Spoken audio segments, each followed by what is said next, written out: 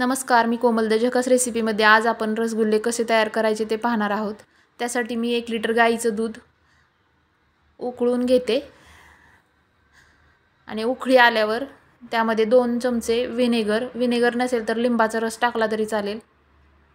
आणि हे पूर्ण दूध मी फोडून घेते रसगुल्ले तयार करण्यासाठी।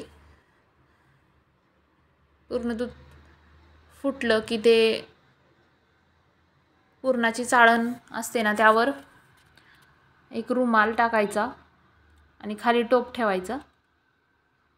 त्यावर एक रुमाल, पुरणाच्या चाळणीवर एक असा रुमाल टाकायचा आणि ते सगळं फुटलेलं दूध गाळून घ्यायचं। हे पनीर तयार होतं। हे पहा, असं 15 मिनिटं ठेवायचं त्यातलं सगळं पाणी जाईपर्यंत। त्यानंतर दुसऱ्या कढईमध्ये आपण पाक बनवण्यासाठी 2 ग्लास पाणी आणि 2 वाटी साखर, रसगुल्ले मुरवण्यासाठी पाक तयार करत आहोत। आणि हा पाक आपण तयार झाल्यानंतर एका दुसऱ्या भांड्यामध्ये काढून ठेवायचा। जास्त दाट नाही बनवायचा, फक्त एक उकळी आणायची आणि असा दुसऱ्या भांड्यामध्ये काढून ठेवायचा। त्यानंतर आपण त्याच कढईमध्ये पुन्हा रसगुल्ले शिजवण्यासाठी 3 ग्लास पाणी आणि 1 वाटी साखर टाकणार आहोत। ते तयार पनीर एका ताटात घेऊन चांगलं बारीक एकजीव करून त्याचे गोळे तयार करून घेऊया आपण आता। हे पहा, सगळं असं फोडून घ्यायचं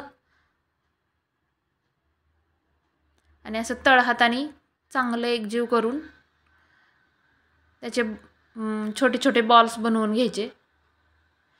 सॉफ्ट एकदम बॉल बनवायचे। त्याला अजिबात चिरा किंवा तडे जाऊन द्यायचे नाही, नाहीतर ते पाण्यात उकळीत विरघळतात। हे पहा, या आकाराचे तुम्हाला मोठे लहान कसे बनवायचे त्या आकारात तुम्हाला आवडतील तसे बनवून घ्या। माझे एवढ्या 1 लिटर दुधामध्ये 20 ते 22 बॉल झालेत। आता एक मी उकळीत टाकून बघते, ते वरती आला की सगळे टाकायचे। हे पहा, वरती आलाय। हे असे सगळे टाकून घ्यायचे बॉल। गॅस मोठाच ठेवायचा म्हणजे ते एकमेकांना चिटकत नाहीत।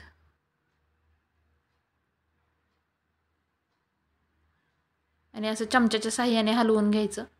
रसगुल्ल्यांना धक्का नाही लावायचा, फक्त असा मध्ये मध्ये चमचा हलवायचा। आणि 5 ते 10 मिनिटं असं झाकण ठेवून शिजवून घ्यायचं।